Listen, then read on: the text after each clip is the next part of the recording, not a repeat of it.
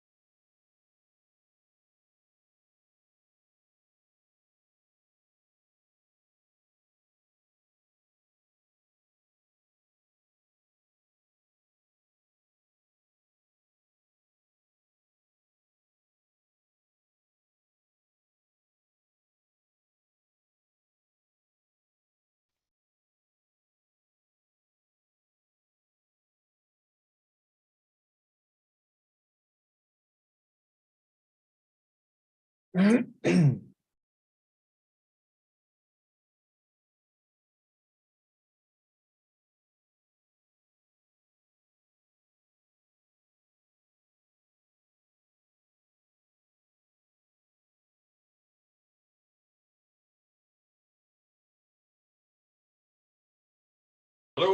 can the commissioners hear us? Yes. Yes. Good morning, all. Good morning. Good morning. Region 1 can hear you. Can you hear me? Yes, thank you. So I'm going to ask the regional offices if you could turn your videos off. Unless somebody needs to speak, that would help me to know when somebody needs to speak. And if you guys could raise your hand on Zoom too, but please speak up if I miss somebody who needs to speak today. Thank you.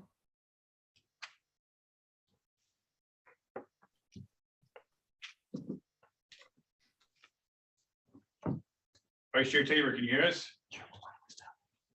Yeah, I can hear you. Can you hear me? Okay, yes, thank you.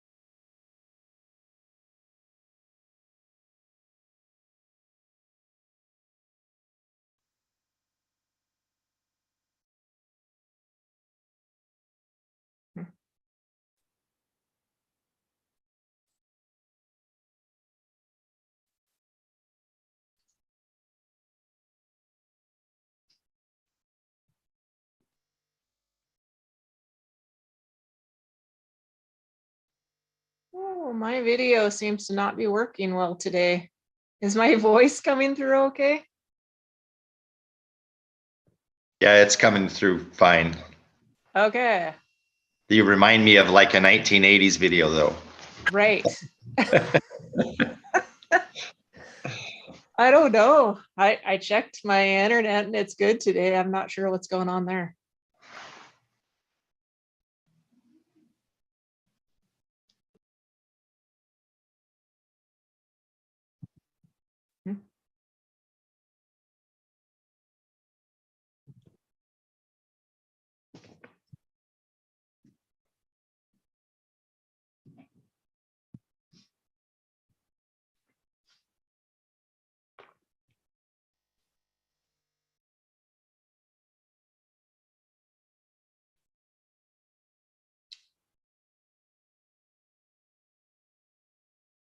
Is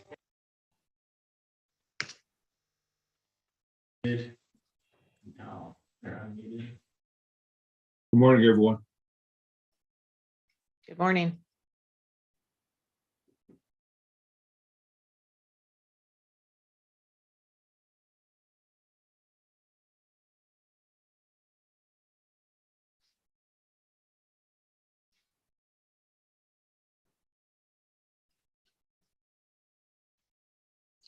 We're still missing Commissioner Brooks. I don't know if somebody at the FWP office wants to check in with her to see if she's having any trouble.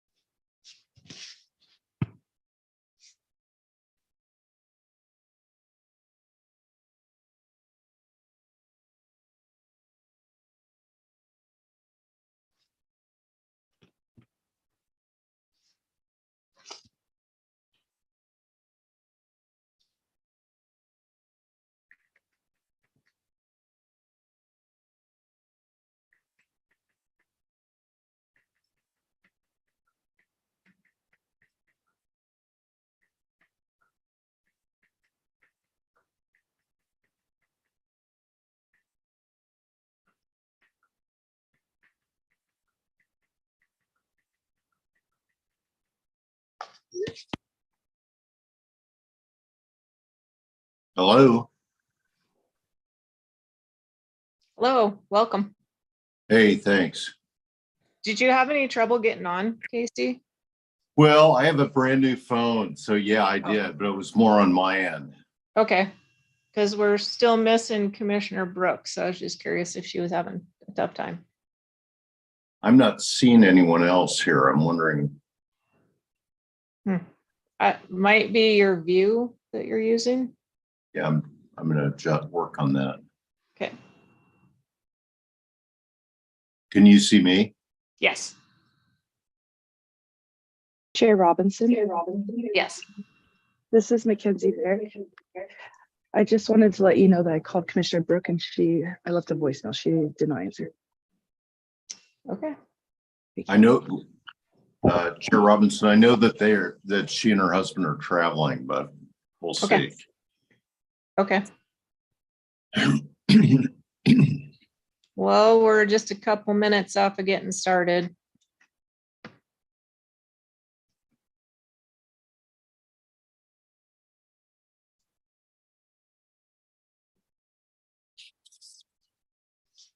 Now I see you. Yeah, well, my video is, I don't know how long I can keep my video on.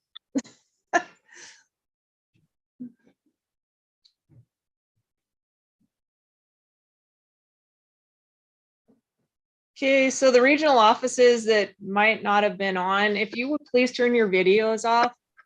That way I can see the commissioners better. And when somebody wants to speak at the regional offices, if you could please turn your video back on.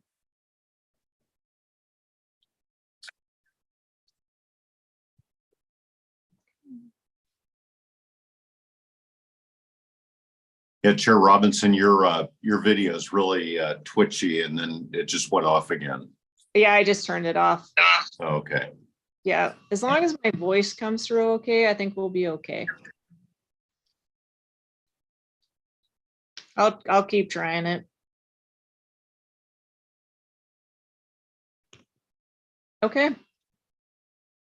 It is 8:30 and I am going to call the meeting to order. And we have a flag at the Helena office at the headquarters. So if everyone could stand for the Pledge of Allegiance, please.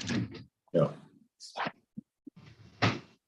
I pledge allegiance to the flag of the United States of America. and to the republic for which it stands, one nation, under God, indivisible, with liberty and justice for all. All right, thank you, everyone. Okay, we will start out with the approval of the minutes from our February meeting. So moved. Okay. Second. Okay, so moved by Commissioner Walsh, seconded by Commissioner Siebel. Any corrections or additions to the minutes? Okay, all those in favor signify by saying aye. Aye. All opposed, same sign. Motion carries. Okay, everyone have also received the expenses.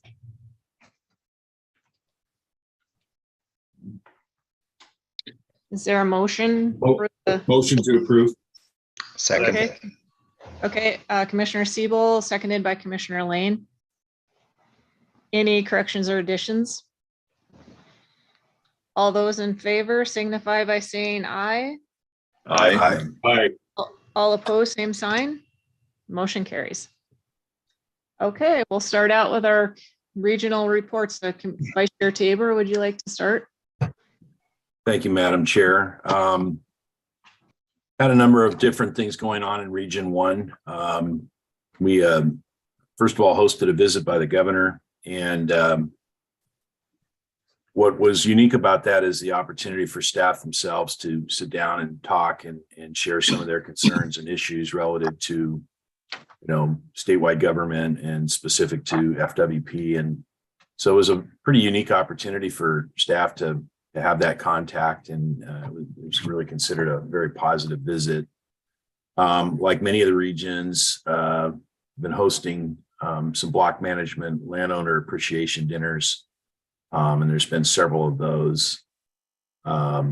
Fisheries has been pretty active, in particular with some of these counts. And they're working very significantly with the Confederated Salish and Kootenai tribes on lake trout population trends in the Flathead. They're working on some other projects, including some angler mortality projects and some creel censuses. And so they're gearing up for the summer on that. In particular, it looks like there's going to be a statewide focus on cutthroat trout. And of course, there's a pretty significant amount up in the Region 1. And so there's going to be several projects leading to that. In the wildlife area, they've had a number of really interesting, they kind of did a around the region public tour. They held 4 public meetings, went to Kalispell, Eureka, Thompson Falls, and Libby. So they pretty much did the 4 corners and specifically what they were looking for is to hear some feedback relative to mule deer and elk management. Got a lot of input, a lot of very good crowds, a lot of concern up in Region 1 about the health and population counts on ungulates, which I'm sure we'll hear about all year round as we lead up to the biennials. They got a really unique project going on with these elk captures up in the Noxon area called the Noxon Project. We currently have 68 elk now wearing GPS collars, and the design of this project is really going to be informative relative to what's happening with the elk trends. Remarkably so, and it's probably true in a couple other regions, but the bears are out and after it. And so there's been quite a bit of emergence happening, and kind of picked up where they left off when they went down. The enforcement arena, we're finally getting close to getting up to full staffing, not quite there yet. I got 2 more onboarded. I think that leaves 1 or 2 openings still. So it's remarkable what that enforcement staff's been able to do with such a understaffing for quite some time now. During the off season, the wardens have been helping out considerably with the hunter and bow hunter education classes. And then finally, in the arena of communications and education, and I'm sure we'll hear about this probably in the director's report, but the first ever state tournament for archery was held, and it was taking place in Helena. And so they sent over a group from the Flathead that participated very significantly. And that was a really well-received program. Had a real strong showing with Hunter's Ed, 164 new hunters in Flathead County, 52 in Sanders, 28 in Lincoln. And we got more classes to come. So that's very encouraging to have that new recruitment. And they're just wrapping up the entire Hooked On fishing program. They got a couple more months left. It's a fun when it moves into the spring, because they start, going out when the weather's nice, and we get some really good community events going. And then finally, our next CAC is on May 3rd. The group specifically asked if they could talk in a very meaningful way about licensing, and in particular, non-resident licensing. I know that was a hot topic, and I think continues to be so right up to the end of legislation. And so the CAC wants to kind of understand better what's going on in that whole arena, and what changes, if any, should be proposed for the future. And that's all I have. Thank you, Madam Chair. All right, thank you. I'm going to go in order of what I can see on the screen. So Commissioner Lane, if you would like to go next, please. Sure, caught me off guard. Thank you, Madam Chair. I'm going to actually start out with enforcement. Give them a little bit of props here with spring turkey having started. The wardens are very busy, of course, with the increased interest of out-of-state hunters, but so far everything appears to be going good. Warden Greg Conitz of the Miles City, Jordan area just graduated from the academy and is beginning his field training. He's anxious to begin his duties in the Miles City area. Real quick, going into wildlife, sage grouse lek surveys indicate moderate to lower numbers of birds. However, with the late spring, they may see an increase of lekking birds. So we'll just continue to monitor that. Biologists are preparing for green up surveys for mule deer. Initial post-winter observations do not indicate any abnormal winter mortality. And there have been minimal game damage complaints. But as these surveys are completed, we'll have a better idea of where to go next, especially with the growing concern from the public. Moving into education, the Spring Kids Fishing Days are scheduled in Region 7 communities. These days will be spent teaching children about fish ID, water safety, hypothermia, and how to catch fish in general aquatic education. So that always seems to be a big and well-attended event in all those communities. Moving into the maintenance realm, all of the boat ramps are open and usable on the lower Yellowstone River. Crews spent the past weeks moving ice and sediment from the ramps, and many people are already taking advantage of the opportunity to access the river before the major spring runoff occurs. In parks and outdoor recreation, the Tongue River Reservoir is still covered in ice, though some of the back bays are starting to open up. So at this point, there isn't any opportunity to launch any boats. But with the warmer weather, that should subside soon. The fisheries has been kind of interesting. So the snowpack forecast for the Yellowstone River and tributaries look promising for a good flow year to stimulate the paddlefish migrations. However, a potential wild card is the Milk River at 531 of normal. This could attract a larger share of paddlefish up the Missouri River and potentially reduce the harvest rates in the Yellowstone. This all depends on the relationship of the water conditions that the paddlefish encounter at the Yellowstone and Missouri confluence when they begin their spawning migration. That's about all I have. Thank you, Madam Chair. All right, thank you. Commissioner Siebel? Thank you, Madam Chair. I'll start out with Region 5, just discussing the Wildlife Division a little bit. We were successful at hiring a new bear specialist for Region 5. We hired Danny McHugh, who came to us as a bear technician from Region 4, but have him on board. Game damage complaints this year were really minimal during the winter. We're seeing some more of them in the late season, but generally in Region 5, they were pretty limited. And honestly, I as a commissioner didn't have to approve any of the of game damage hunts during the winter. Most importantly, on the wildlife side, right now, the Snowy Mountain Wildlife Management Area, which we approved, is still on track to be open May 15th to the public. There's a lot of work to be done, a lot of road work. At least one of the parking areas, or possibly both will be done, but at least one of the parking areas will be done for the May 15th opener. And there is some ceremonies being planned to commemorate the opening of that fantastic area.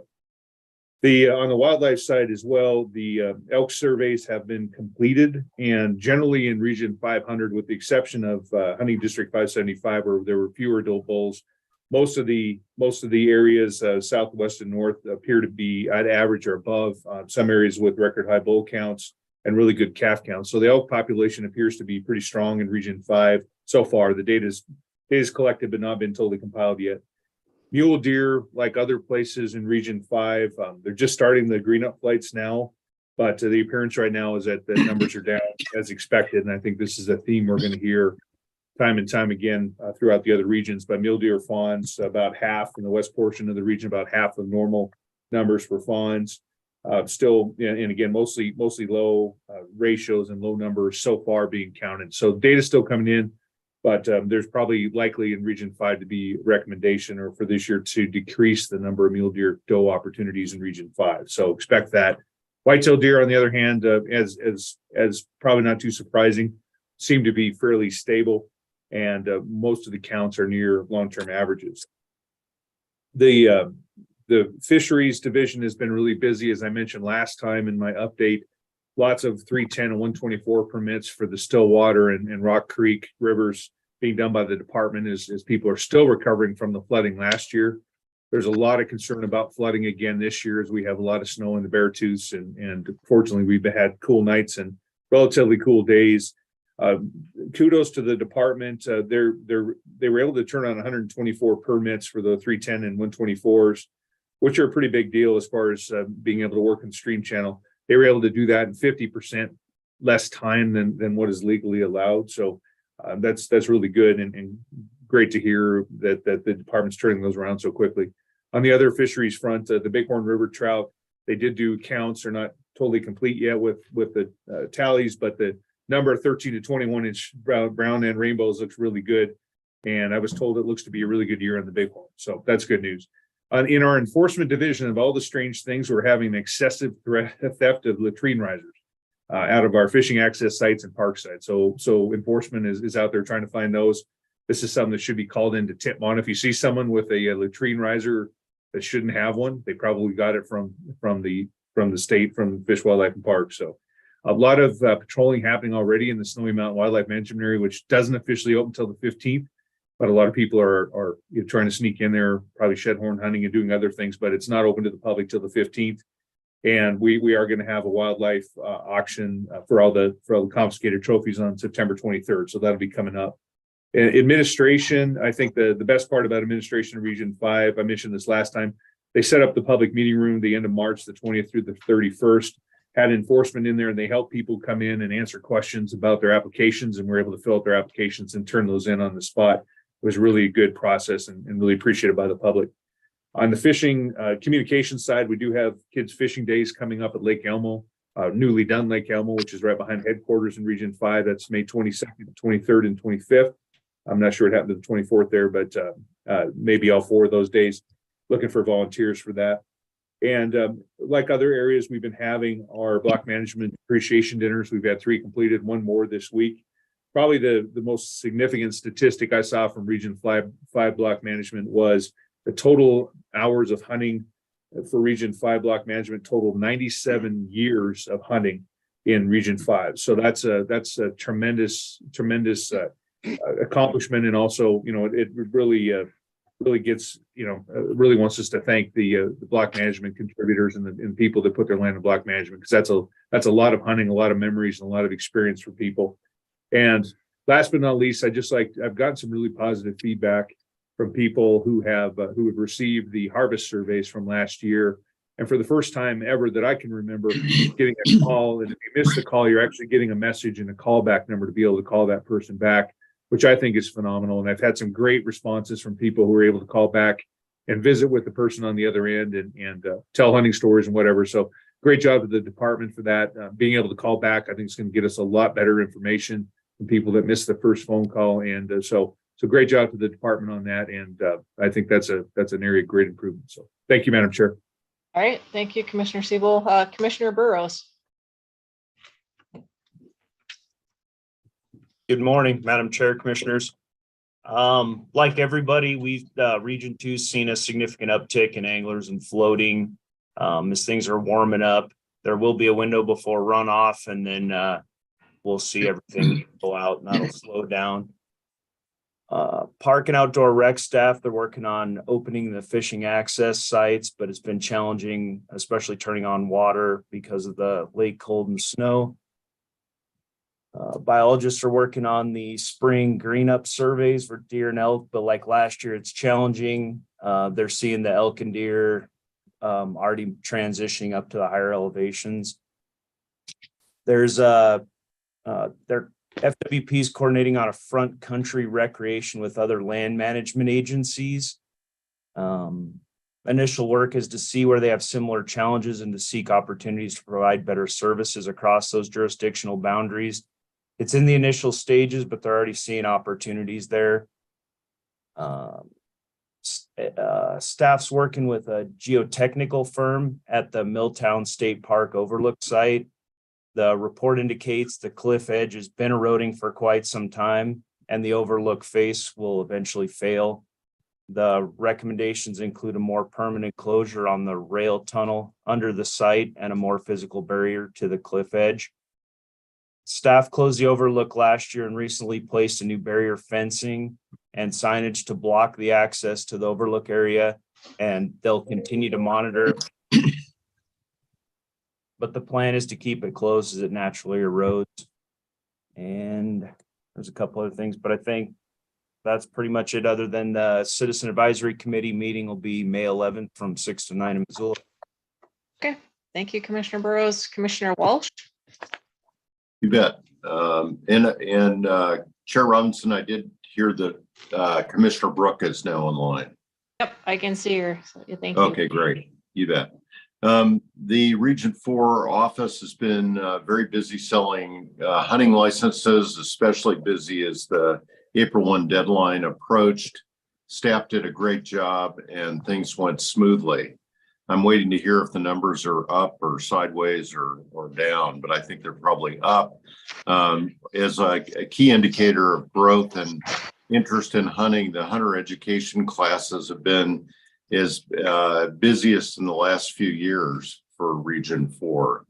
The wildlife staff finished up the elk surveys and we're looking forward to seeing those numbers. On a whole, the numbers remained high across the region, except the counts were lower in the Missouri Rivers Breaks area and hunting district 410. And these lower counts in 410 have been attributed to previous year hunter success coupled with poor recruitment from harsh winter conditions and the extreme drought conditions that we had last summer. Our spring deer green-up surveys have begun and spring sheep surveys are starting. Spring sage grouse and sharp-tailed grouse lek surveys are in full swing now up in the Lewistown and Winnett area. And like the other regions, we're seeing grizzly bear activity increasing along the Rocky Mountain front. No data yet on growth there, but the office reported to me that the activity is about normal, consistent with last year. Our spring waterfowl migration of freeze out WMA peaked this year later than normal due to the late spring.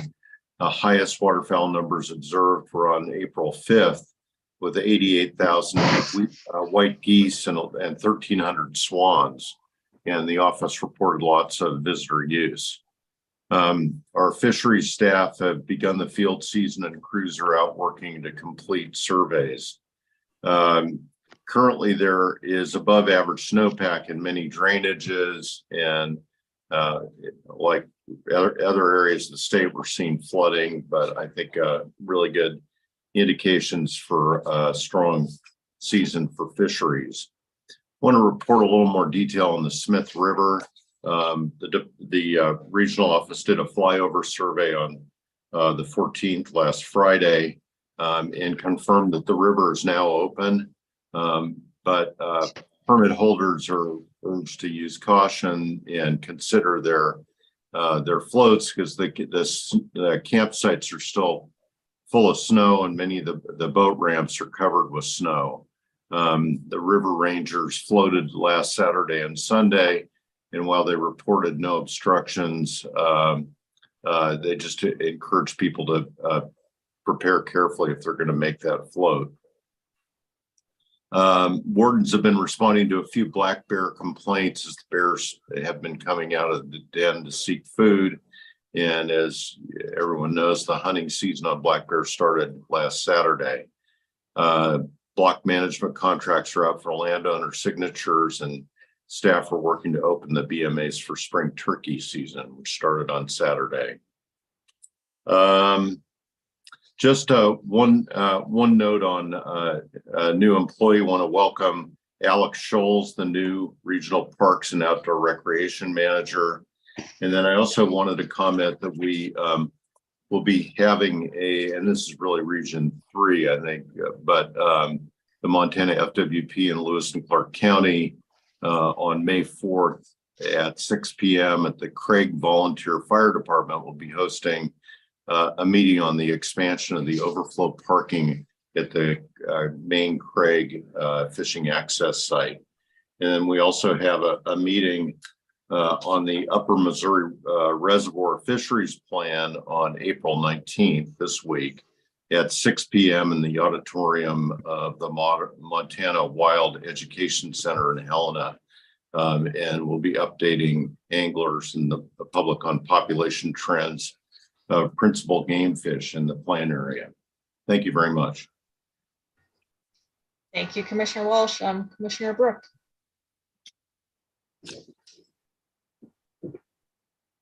Good morning. Sorry I was late this morning. A little technical difficulties.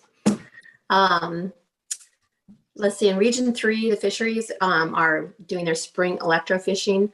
They're a little bit behind schedule because of the weather, but they're gearing up for grayling season and early spawning from fish populations. They're transferring eggs in the lakes and rivers for reintroduction efforts. They're also preparing for Westlope cutthroat trout efforts with reintroduction in Spanish Creek and French Creek. The mule deer and the sage grouse surveys are also underway. They're expecting significant winter kill on deer, elk, antelope, and also sheep. And as a result, probably a reduction in permits and quotas for Region 3. Recreation, we've got 2 scoping workshops in May for the Missouri Headwaters State Park. They're going to gather input on some future amenities and see if people would like to see some additional services and features as part of the master plan. They also are going to have one of them that is geared towards tribal representatives on May 17th, and then one towards the general public on May 20th. They're also doing the landowner appreciation dinners are beginning next week. And let's see, enforcement, I guess they had the normal stuff that goes on, but during the March 28th fisheries staff surveys, they located human remains and they worked with the Beaverhead County Sheriff's Office to identify it as a victim who was went missing fishing in December. So that was unfortunate. The bison hunt has slowed down. There's only a few tribes that are still pursuing animals. The Blackfeet, the Northern Arapaho, and the Shoshone-Bannock tribes. But the current survey tally for the bison harvest is, as of April 12th, 1,008 wild bison were harvested from, in total, 933 of them were from treaty hunters and 75 from Montana hunters. Yellowstone's estimating that there's been approximately 1,550 bison removed, including captures and other sources of mortality. The game wardens are continuing to collaborate with the Department of Livestock to monitor and respond to bison movements, including hazing back requirements in Montana. Let's see, that's about it. Okay. Thank you. All right, thank you. To begin with my report, I would like to, I'm going to turn my video off again. I am sorry, you guys. I don't know why my video is not working today. Eric Wickman is our new commission coordinator, and I would like him to come to the front of the room so I could introduce him. And just wanted everyone to meet Eric, because when he answers the phone in the commission office, that's who will be the voice on the other end. So thank you, Eric, for joining the team, and we look forward to working with you. I don't know if you have a mic up there, but if you want to just say a couple words, that would be fine too. Thank you, Madam Chair. Good morning, commissioners. It's a pleasure to finally see live faces associated with the names I've been talking to. So I hope to continue to serve you as best I can. I'm trying to get up to speed as quickly as possible, and this being my first hurdle to get over, I hope you'll be kind and somewhat patient with me. That's about all I have. Please reach out anytime if you need anything. All right. Well, thank you, Eric. Thank you, Madam Chair. Madam Chair, Yes, go ahead, Vice Chair. if this early interaction with Eric is any indication, this guy's on it. He's been outstanding and so responsive to everything that I've asked for. Everything's so nicely organized, and he's got imagination and ideas and stuff, and he's not afraid to try them. So kudos to the department for finding Eric, and he doesn't get to quit until we're all done with our terms. That's my vote. Yeah, I agree. And I just want to point out that he took on making sure that the flags were appropriately displayed, and the view that you see of the commission office in Helena was his doing, and it's very professional, and I just appreciated him having him on board. So okay, so I'm going to start out with Region 6. First of all, there was an award ceremony for the hunter education instructors, and there's a few of note that I would like to mention. Howard Pippin, I think I mentioned him last year, for 55 years, 56 years this year. And Roger Wimmer of Wolf Point received the 50-year award. And something of note with that is he's only the third person in Region 6, along with Mr. Pippin, to reach 50 years. Paul Skyberg of Macomb County received the 2022 Instructor of the Year for his involvement. And then I'm just going to mention a few others. For 35 years, Ken Wiedrich of Malta. 30 years, Darwin Anderson of Redyard and Miles Hutton of Turner. 25 years, Fred Fisher of Chinook and Charles Coe of Havre. And there's several that are 20 and 10 and 15 and 5, but I just appreciate all of the work that these instructors put into that, and they play a very important part in hunter education classes. For fisheries, the biologists are waiting for the ice off to start the annual Fort Peck walleye spawn effort. April 23rd is the latest date on record that crews were able to start. And as a result, the number of walleye eggs collected could be well below long-term average. If the egg numbers are below average, efforts will focus on maximizing walleye fingerling production. Recent snowmelt and rains have filled local ponds and reservoirs and increased river flows across the region. The Milk River flows are projected to break 2011 levels. And to do with recreation, also with the fishing access sites, they did give me some sites that were closed, but that is changing constantly. We got almost 3/10 of an inch of rain last night. It came fast, and I'm not sure in all the areas, but my recommendation would be to call the regional office to see if there are fishing access sites that are closed because of flooding, and just please be careful out there.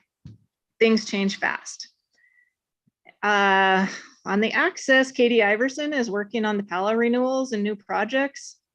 April 20th is the regional review of this year's application, the regional PLPW members and FWP staff. Block management contracts are going out to the landowners.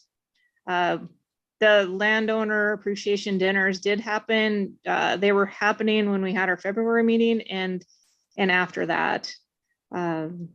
Opening of spring turkey BMA boxes and preparing for the opening of that season.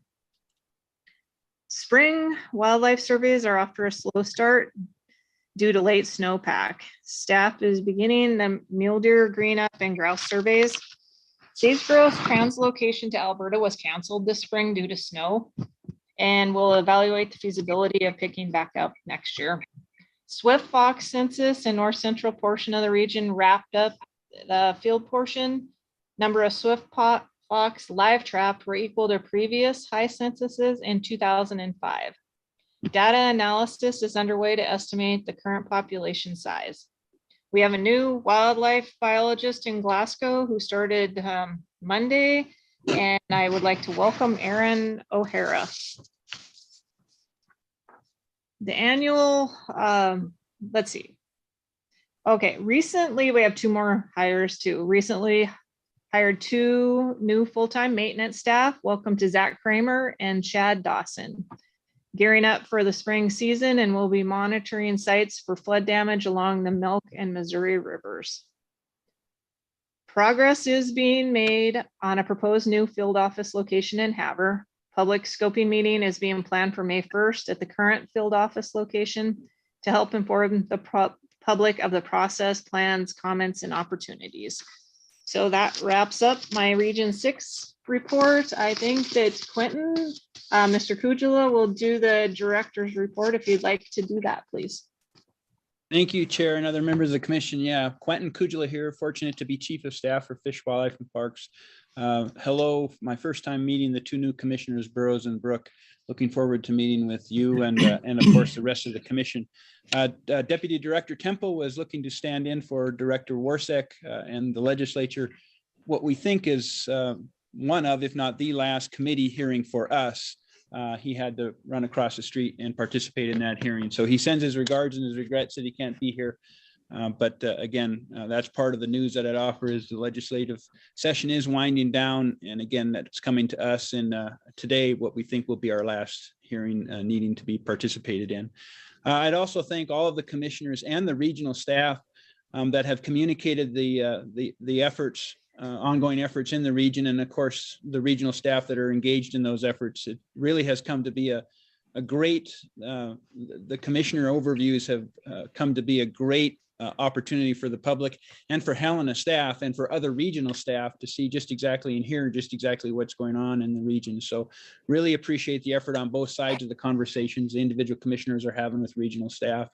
I mean, in that same context, don't have a whole lot to add. Would offer just a quick statement again, legislature winding down. We'll be wrapping up what we understand to be final and what that means for new work items here in short order. And then it would also hit upon some efforts that of course go on just as the commission has illustrated, even as the session proceeds. And here in Helena, that includes some work planning efforts, some species planning efforts. There's a fish plan that's in process. There's a grizzly bear statewide plan that's in process. There's a wolf plan that's in process. And of course, there's an elk plan in process and also a shooting range strategic plan in process. So lots going on in the region and also in Helena. Great to hear. Again, looking forward to meeting the new commissioners and happy to work with all of you. And with that, Chair, we'll stand for any questions. Okay, thank you. So I think we'll go ahead and start. And on the agenda, we have nothing this week, this time for fisheries, which is seems different than normal. So anyway, we will start with wildlife. And Mr. Wakeling, if you want to start with the Lost River WMA grazing lease, please.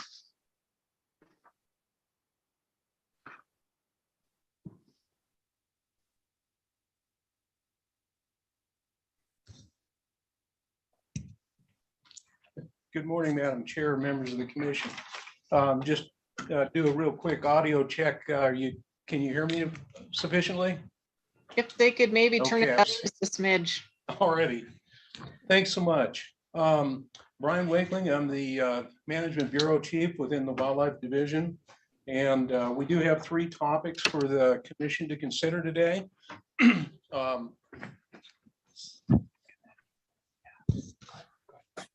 And the first one is the Lost River Wildlife Management Area grazing lease.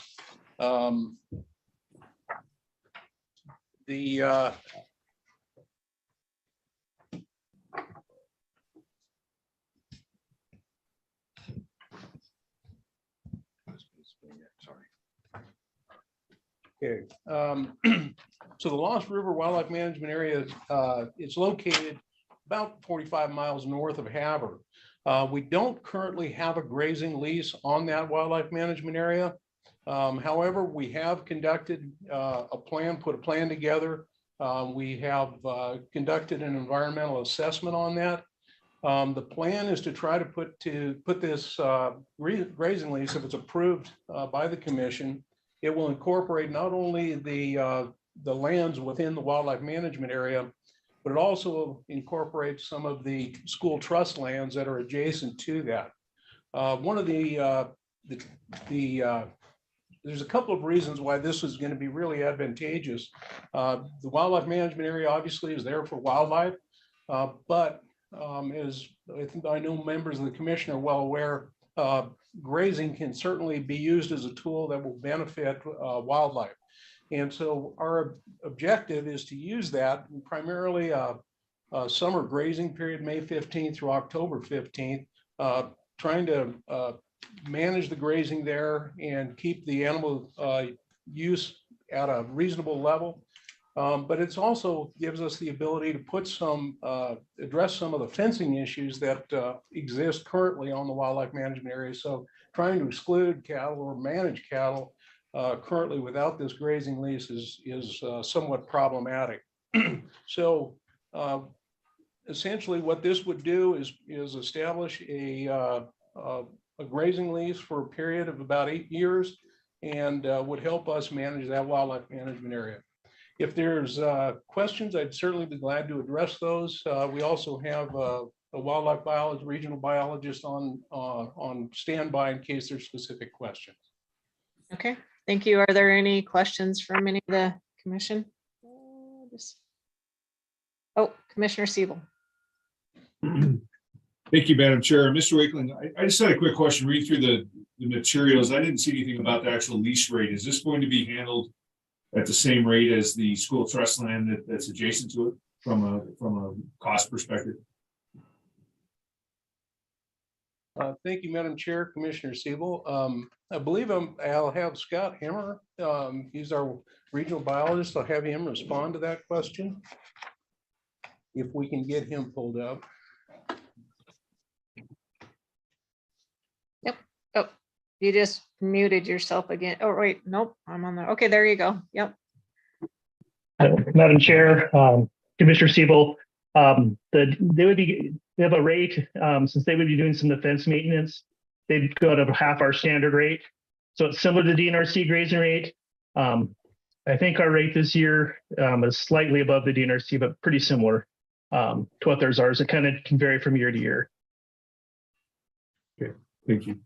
Follow up, Madam Chair. Go ahead.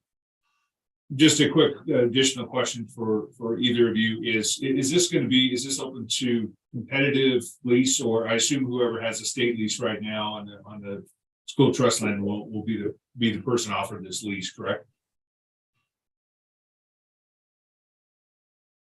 Madam Chair, Commissioner Siebel, yes, that's correct. It's pretty tied to the DNRC land next to it. So whoever has that lease, it won't be a competitive.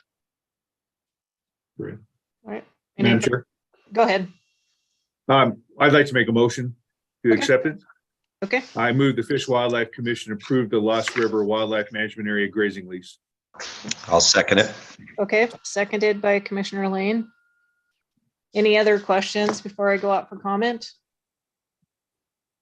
Just one, maybe I missed this. What's the grazing fee on this?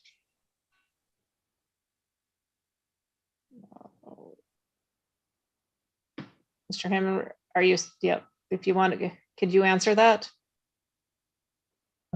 Yeah, Commissioner, Chair Robinson. Let me look up real quick. I don't know if I know the rate off the top of my head. Real quick, see if I can find it. I think he said that it's going to be half this year because of the fencing that needs to be done by the lease. Half of our standard rate. Yeah, it'd be half of what our standard rate is. You can see what that is off the top of my head. I think our standard rate this year is $27, so it would be $13.50 in AUM. Okay, thank you very much. Okay, any other questions or comments?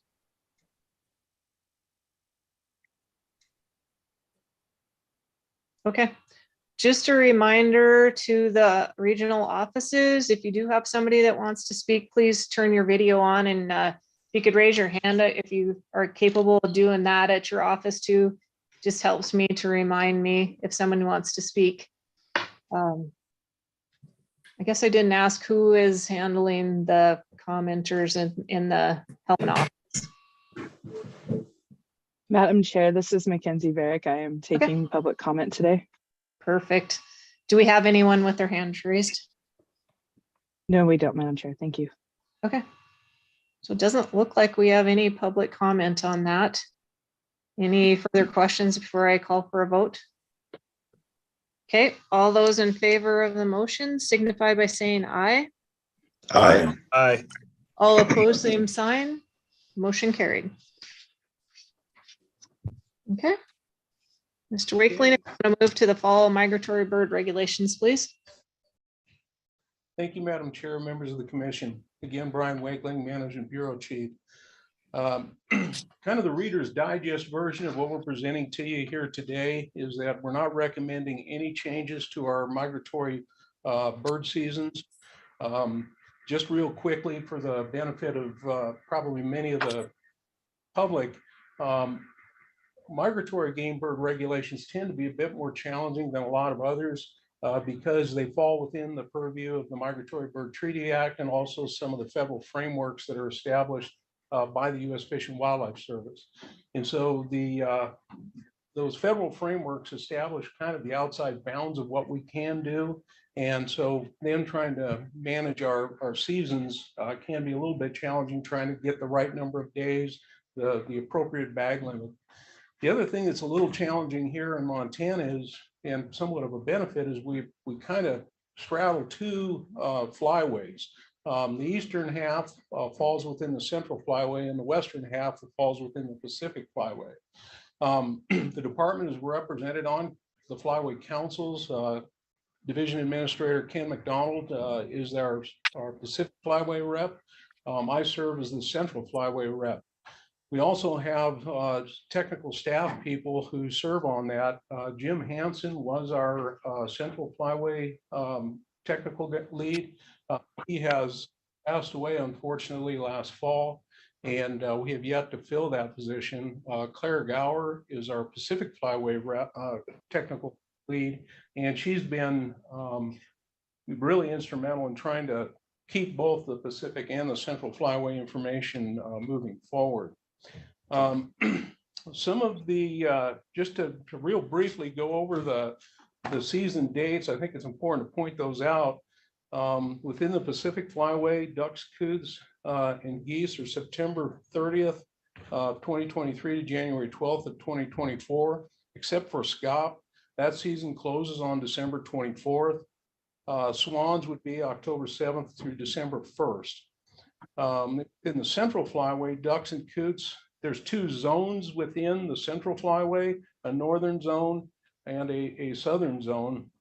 The southern zone kind of fits right, nested right in the center there and fits around the Yellowstone River. But within zone 1, ducks and coots would be September 30th through January 4th of 2024. In zone 2, there would be September 30th to October 8th with a break, and then October 21st to January 16th, 2024. So it's closed for 12 days, October 9th to the 20th. There is a bonus teal season there, September 30th to October 8th. This allows hunters to harvest 2 additional teal as their daily bag. In the Central Flyway, geese zone 1, September 30th through January 12th of 2024. Zone 2 is September 30th through October 8th, and then October 21st through January 4th. Again, it's the same 12 days, October 9th through the 20th. The Central Flyway swans, September 30th through January 4th. Both zones, there's no split season. Ducks, coots, and goose all have daily possession limits for both flyways, the same as they were last year. Special 2-day waterfowl season, September 23rd to the 24th in both flyways. And there's also a spring light goose conservation order. That has been approved. That's currently open, but this one is for next year. So March 1st through May 15th of 2024 with no bag limit at that time on that one. In addition, we also have mourning doves, September 1st through October 30th, common snipe, September 1st through December 16th. Rocky Mountain population of sandhill cranes, all special drawing licenses running September 1st through October 30th. And then the mid-continent population of sandhill cranes in the Central Flyway. These are an over-the-counter license, and that's September 30th, November 26th. That's our recommendation. Certainly be happy to try to answer any questions that the commission may have. Any questions from the commission?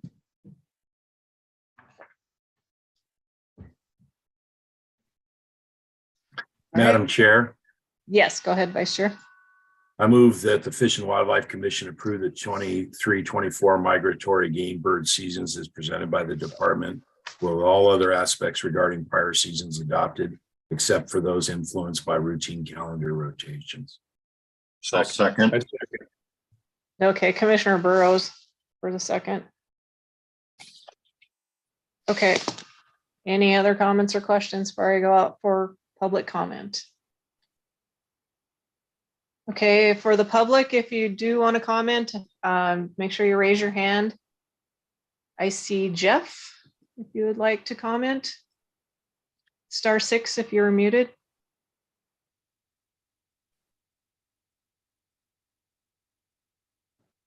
Now it says you are muted, so yep, go ahead. Okay. Good morning, Madam Chair, members of the commission. My name is Jeff Lucas, spelled Lukas, and I'm representing the Montana Wildlife Federation. MWF urges the commission to approve the 2023-2024 migratory bird seasons as presented. Just as the public commentary overwhelmingly suggested, we see no reason to change the current migratory bird seasons and regulations. We believe that other than standard calendar rotation, the previous season's regulations should remain in place. MWF asks that the commission supports the status quo this year. Thank you very much. All right, thank you. Okay, is there anyone else online who would like to comment? Anyone? Doesn't look like there's anyone in the regional offices either. Okay. All right. Any other questions before we go to a vote? Although all those in favor of the motion signify by saying aye. Aye. Aye. Okay, all opposed, same sign. Motion carries. Thank you. All right, next, the amendment to the ARM.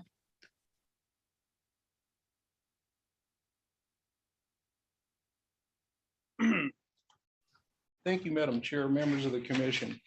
The final item that we have for you today has, I apologize, I took a swig of my coffee and I'm down to grounds, and so I'm trying to chew my way through it. As you know, the governor has asked the agency to begin developing a new wolf plan. As a result of that, there are some, in anticipation of a new plan, there is existing set of rules on the arms that specifically reference a couple of things on wolf. And so specifically 12.9.1303 has a specific reference to the previous plan. We anticipate that we will be adopting a new plan at some point in the future. What the department is recommending is that we initiate rulemaking so that we can address that and make that more of a relevant phrase rather than a specific acknowledgement of an old plan.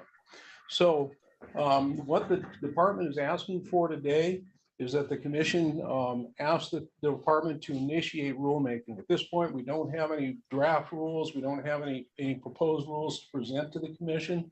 Once we have that authority to go forward, then we'll initiate rulemaking. And at that point, we follow a process that's outlined by the Secretary of State, and it has some specific timelines, has opportunity for public input as we go through that process, and the final approval would come back to the commission. And Brian, I'm going to interrupt here for 1 second, Brian, just an intermediary step there. So we'll bring the draft language back to the commission before we initiate the Secretary of State process at the next meeting. Does that make sense? Thank you. Are there questions from the commission? So I guess I just want to, gosh darn with my video here, reiterate that this does not relate to season setting regulations, And that'll be discussed at the June meeting. This is limited to the substance of putting it out for the administrative rule and rulemaking process itself. So any questions for Brian or for legal? Madam Chair, Commissioner Walsh. if there are no other questions, I move the Fish and Wildlife Commission approve initiation of rulemaking for amendments to ARM 12.9.1303 as presented by the department. Second. Second. Okay. Commissioner Walsh made the motion, Commissioner Lane seconded it. Okay, any questions before we go out for comment? Okay, Jeff, if you want to unmute and go ahead with your comments. I want to remind everyone it's a 2-minute limit on comments, and please keep your comments to the motion. Thank you. Okay. Jeff, you are still muted. There we go. Thank you. Madam Chair, members of the commission, my name is Jeff Lucas, spelled Lukas, with the Montana Wildlife Federation. MWF supports the Fish and Wildlife Commission's approval of initiating rulemaking for amendments to ARM 12.9.1303 as presented by the department. We understand that this is simply the start of the process towards better management of wolves, and we look forward to engaging with the commission and FWP throughout this process. MWF urges a due pass of the department's proposal. Thank you very much. Thank you. Okay, next we have Lizzie Pinnock. Let's see, you are, okay, you're unmuted now. Go ahead. Can you hear me? Can you hear me? Yes, we can. Go ahead. My name is Lizzie Pinnock. I'm commenting on behalf of Wild Earth Guardians.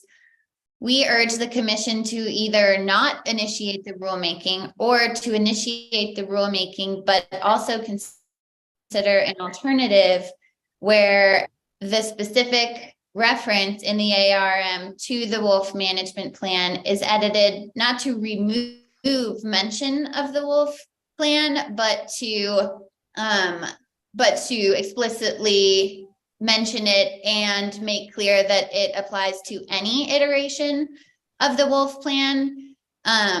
And the way that it is now, it just says the Montana Gray Wolf Conservation and Management Plan, which isn't necessarily a specific reference to the old plan because the new plan could be named the same thing.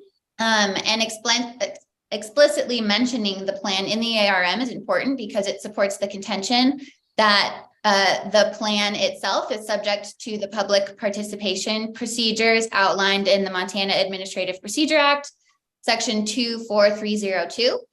Whether or not mention of the plan subjects it to those public procedure, the public procedure process in MAPPA is currently a live controversy in a case filed by Wild Earth Guardians against FWP, which explicitly names this provision of the ARM and the fact that it mentions the plan. So removing any mention of the wolf plan in the ARM undercuts this argument, which also undercuts our opportunity to enforce our public participation rights in future amendments or revisions or updates to any wolf management plan in the state.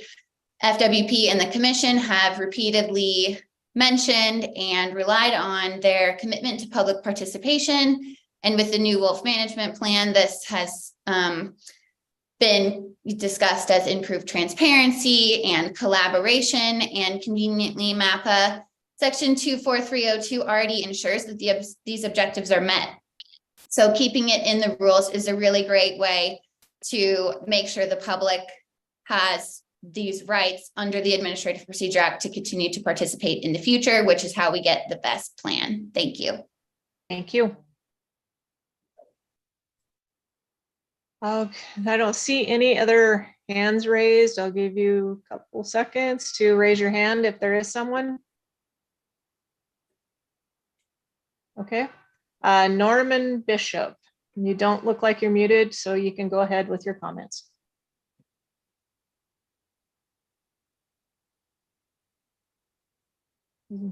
Oh yeah, you are muted. Okay, you need to unmute.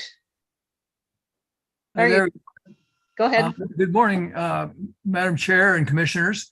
I was on the Yellowstone Center for Resources team that restored wolves to the park and have served as a member of Region 3's Citizen Advisory Committee for a number of years. I have read a quarter century of wolf annual reports, dozens of peer-reviewed papers, and several books on wolves published in the last few years. Since the publication of the last wolf management plan that summarize 150 years of research. I conclude that hunting wolves is counterproductive to the interests of all of us and destructive to natural ecosystems upon which we all depend. Dr. John A. Vucetich, who has— Okay, this motion is not to deal with the regulations on wolf hunting. It's just for us starting the process on the arm rule. Oh, I'm sorry. I'll try to listen for when the opportunity for comment on the wolf hunting regulations is Okay. open. And that'll be in our June meeting, but if you do want to comment there at the end of something that's not on our agenda, it's at the very end of the agenda for items not on the agenda. I'm sorry, I didn't get when comments would be open for that. Okay, it's not on our agenda, so at the very end of our meeting, let me, hold on, okay, at the very end of our meeting, we have a time where items not on the agenda. So if you want to talk about that, then. Madam Chair. Because it will be on our June meeting. We are not. Madam Chair. Thank you. Madam Chair, Yes. if I may, the department intends to bring the wolf and the fur bearer seasons to the commission in August. And so Okay, if August. the- Okay. If the commenter is interested in that, that's specifically when we intend to bring that before the commission. Okay, thank you. Thank you for the correction. So August is when that will be applicable. Okay, Kim Bean, if you would like, and you look like you are unmuted, so if you want to start. Good morning, Chair Robinson, Vice Chair Tabor, Commissioners. I want to welcome Commissioner Burrows and Brooke. I appreciate it. I'm not going to talk long, which is odd for me, but I just want to say we know this is going to go forward. We look forward to working with all of you in progressing with this plan, looking at the research that is actually out there, and hoping that this is a wide scope and that all of us have a seat at this table to discuss what happens going forward with our wolves on public lands. For the opportunity to chime in this morning. Welcome. Thank you for your comment. Yep. Right, I'll just give another minute or so. Okay. Helena.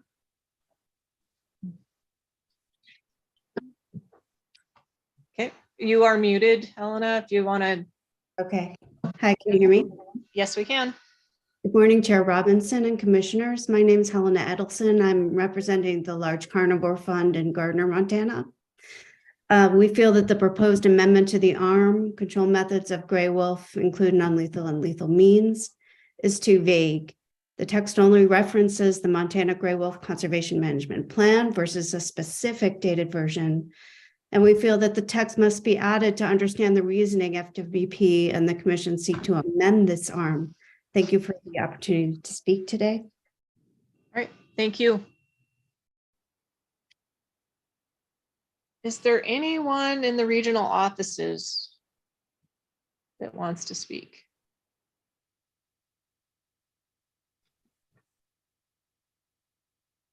I believe not at this time, Madam Chair. Okay, perfect. Okay. All right, that looks like we have wrapped up the public comment on that. Are there any other questions before we? I guess I just want a clarification, Brian. It seems like that it's not necessarily taking that out, but just broadening it to so that we are encompassing all of the wolf, or not maybe a specific wolf plan, but not necessarily taking that out. Is that how I understand it? Madam Chair, I'm going to defer to Sarah Claret. Yeah, Madam Chair, I can just yell.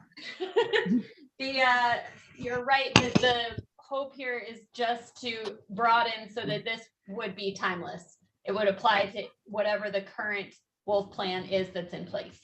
Okay, thank you. All right. If there are no further questions or comments, all those in favor of the motion signify by saying aye. Aye. Aye. All opposed, same sign. Motion carries. Okay, Thank you, Madam Chair. All right, next we have Ms. Stockwell. Good morning, Madam Chair and members. I'm tuning in this morning from the Region 6 headquarters. Appreciate the opportunity to be with you today. We have 2 items for Parks and Outdoor Recreation. The first is the White Bear FAS biennial season closure. This is something that the department has been using as an administrative tool at the FAS since 2015 to help handle a high volume of unsavory activity at the site. We have considered site improvements, potential divestiture of the site for swapping somewhere else. The site is located just south of Great Falls on the Missouri River and is highly popular.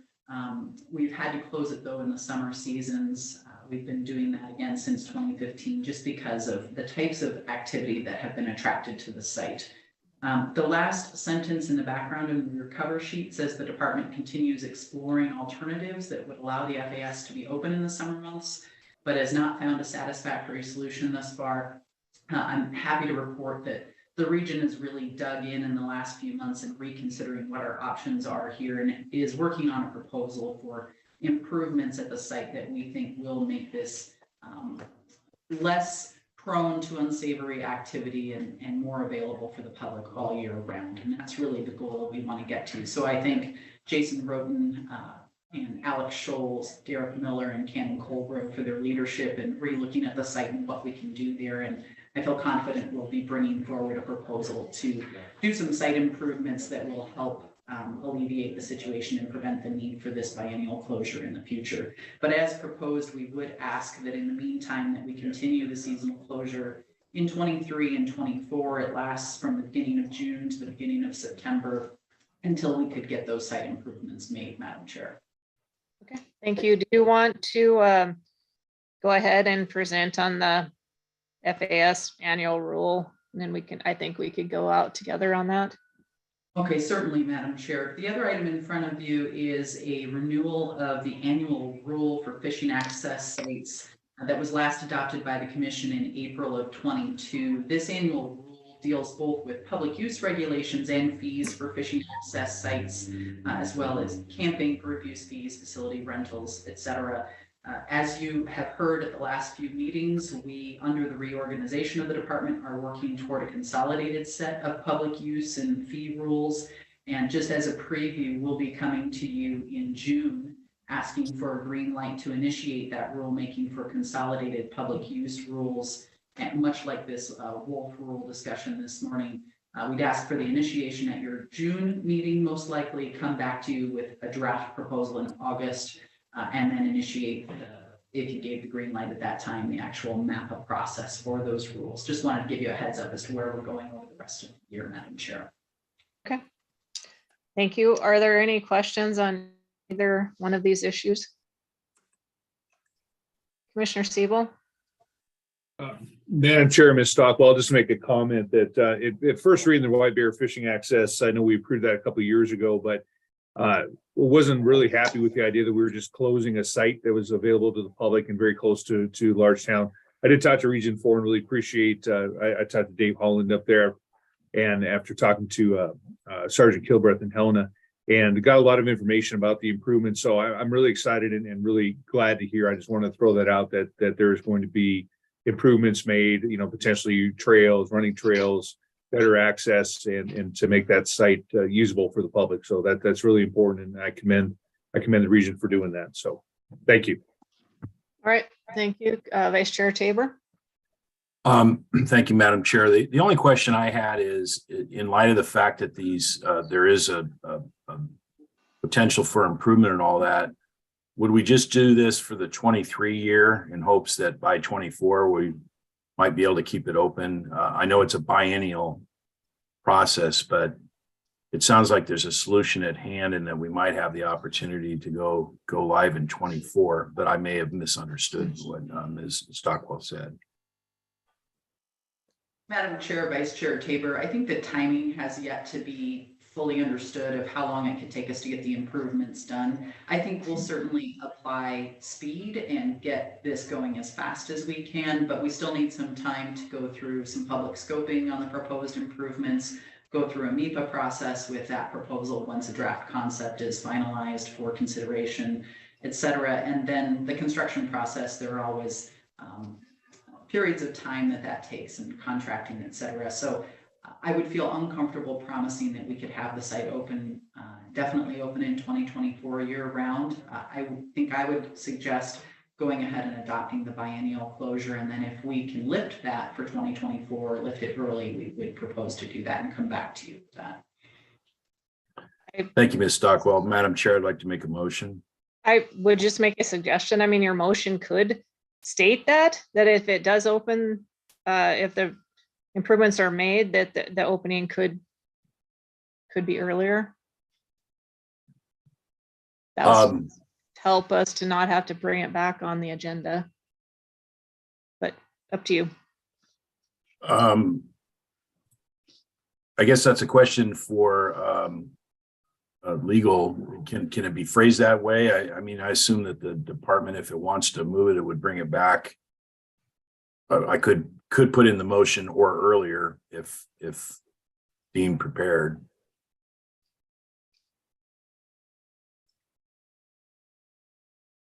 Sarah, do you have a opinion on that? Yeah, sorry, Chair and Commissioner Siebel, it's your pleasure. You can do it either way. If you want to approve now for us to open, if the improvements are done, then you can do that, or you can wait and see, have us come back when you want to. Either way.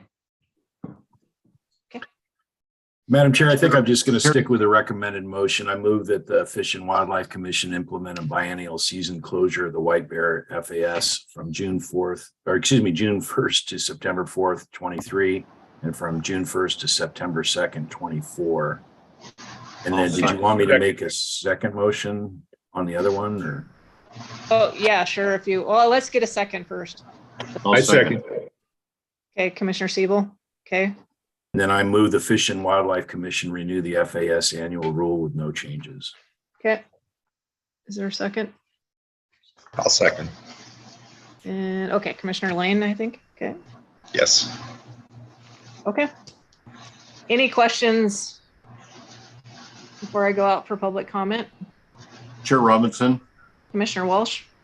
Yeah, I'll just make a comment. I did talk to the regional office about this one this morning, and I understand the concerns about the illegal drug use and bad behavior and all that. It seems like the fundamental problem is that there's not a sufficient buffer between the neighbors to this property and where all this activity is happening. I think I agree with the comment that Commissioner Siebel made, that I'm not enthusiastic about closing a popular FAS for any reason. But I think that we need to really communicate as commissioners that we're going to do this one more time, but it's really going to be important for the department to figure out a solution on this one, or I would strongly advocate for divesting the property or trading it for a more suitable location rather than doing another closure when we get to 2024. I will not support an extended biennial closure after the 2024 season. Could Commissioner Tabor, would you take a friendly amendment to have that we want a update report at the end of this season, just so we can kind of stay on track of what's going on with it? Absolutely. Okay. I'll make that amendment. Okay. Commissioner. I still second. Okay, thank you. All right, any other questions?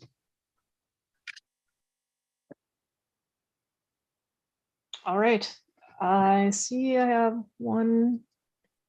Jeff, if you would like to go ahead and comment, please. Yep, nope, you're muted now.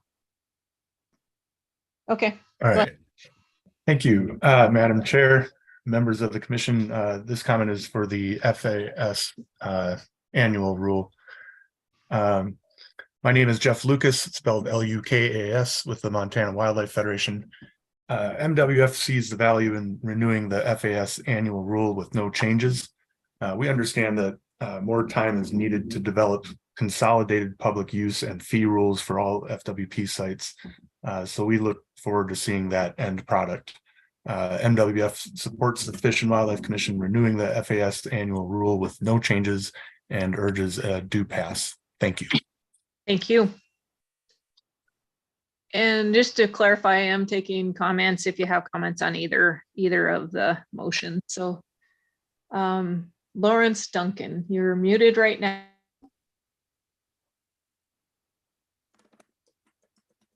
Just need to unmute. There you go. Yep, go ahead.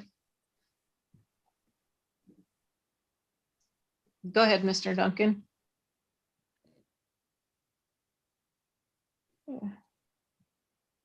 Not hearing you.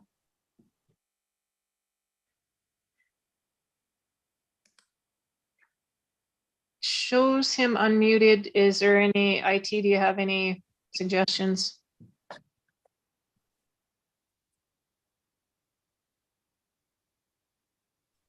Madam Chair, you can't see, but our IT folks are shaking their heads. Okay. Okay. The star. Well, he is unmuted. I mean, he's muted now. So go ahead and try unmuting one more time. There you go. Now try. Okay, for some reason we can't hear you. Yep, I see how, I mean, I can see you with your hand raised, but for some reason we can't hear you on this end. Okay, is there anyone else who would like to comment? Maybe we can come back. Is there anyone in the regional offices? Okay, Mr. Duncan, if you want to try one more time.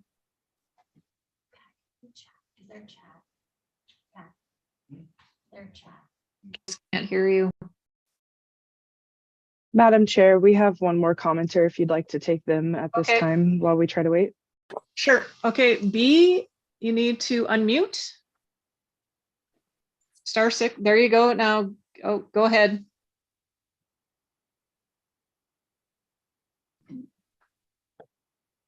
Okay, B, yep, I can hear you now. Okay, perfect. My husband's coming upstairs. We were both logged on and I figured it out, I guess. Yeah, I just wanted to say that we've used that fishing access site in the summer for many years to like take out our kayaks from floating the river and to take something away from the public that is so close, you know, with fuel prices being so high and there's so little access to the river.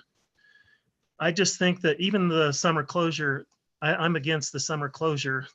And a lot of the people that live around there, the one person that seemed to comment and complain the most has now moved away. And one of the people that live really close at our homeowners association, he borders that property. And he said he's never had a problem with anybody. So I know there are some problems, but to take away the public access for everyone is just not appropriate. Thank you. Okay, thank you. Yeah, I'd also like to add something. You know, we walk our dogs down there. We live about a half mile from the site. I got an elderly dog and she can't do my 3-mile loop. So we take her down to that fishing access and it's a nice little loop through the trees. Yeah, we would really appreciate it if we could have access in the summer. Okay, thank you. Thank you. Okay, Mr. Duncan, if you want to try one more time.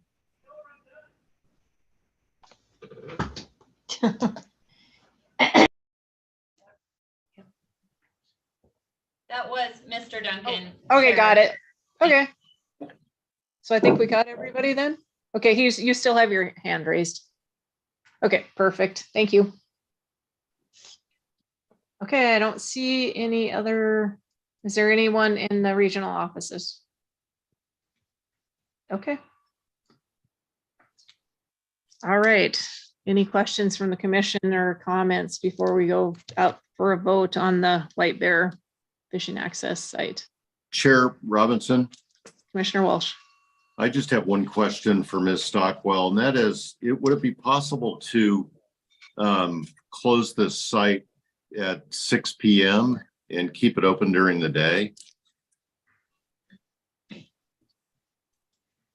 Oops, you're muted, I think. I am?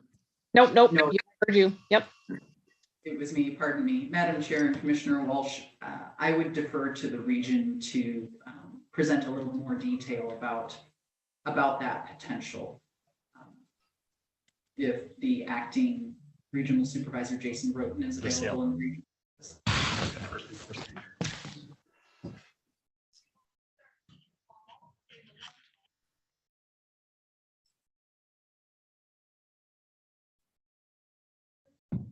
Are you okay as a region? Getting unmuted.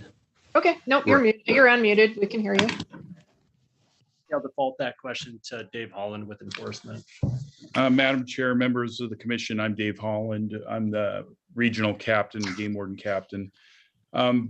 We've always had that closure, that night closure at White Bear. Currently there's no way of physically closing the gate at night. So we were having a lot of people just show up at all times of the day using the site. But the short answer is we already have that closure in place for night. So your problems are 24/7 then, excuse me, on that site? Madam Chair, members of the commission, that's correct. There's no physical barrier to stop people from using the site. Similar to all of our sites in Montana. Commissioner Siebel, did you have a question? Madam Chair, just a point of clarification to Mr. Holland's comments that I believe you told me yesterday, Mr. Holland, that part of the improvements that are being considered are including physical gates for that night closure. Is that correct? Madam Chair, Commissioner Siebel, that's correct. We're looking at options to physically close the site after dark. Okay, thank you.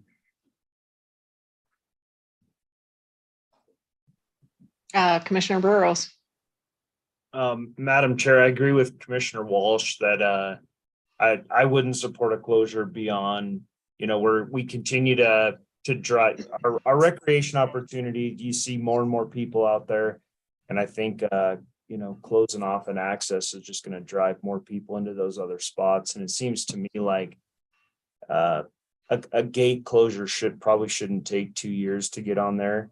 And hopefully we can have something by the end of 23 and have this thing open by 24. So. Thank you. Any other comments? Okay. I will start with the White Bear Fishing Access Site. All those in favor of the motion signify by saying aye. Aye. Aye. All opposed, same sign. Motion carries. Okay, the next one are the Fishing Access Site Annual Rule.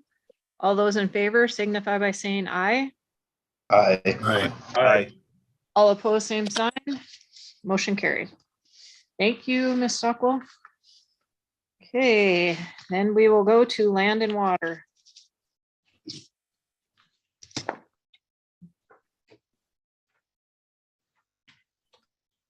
Good morning, Madam Chair and members. My name is Bill Schenk, manage the Land and Water Program for the department. I've got 2 items for you this morning, both centered in Region 1. The first item is, it's sort of a rich background here, Madam Chair and members. The Sportsman's Bridge Fishing Access Site is located just off to the south of Highway 82 and just east of the Flathead River. Highway 82 is the main road that connects Kalispell and Big Fork. So that Sportsman's Bridge Fishing Access Site, provides a very, very popular access to the river. Back in 2009, the Montana Department of Transportation began a very long process to get this site nominated, the bridge itself nominated for a replacement. The bridge is narrow. It has been around since I think the late 50s. And it is a high priority for the Department of Transportation to get that bridge replaced and expanded so that it is in a safer condition.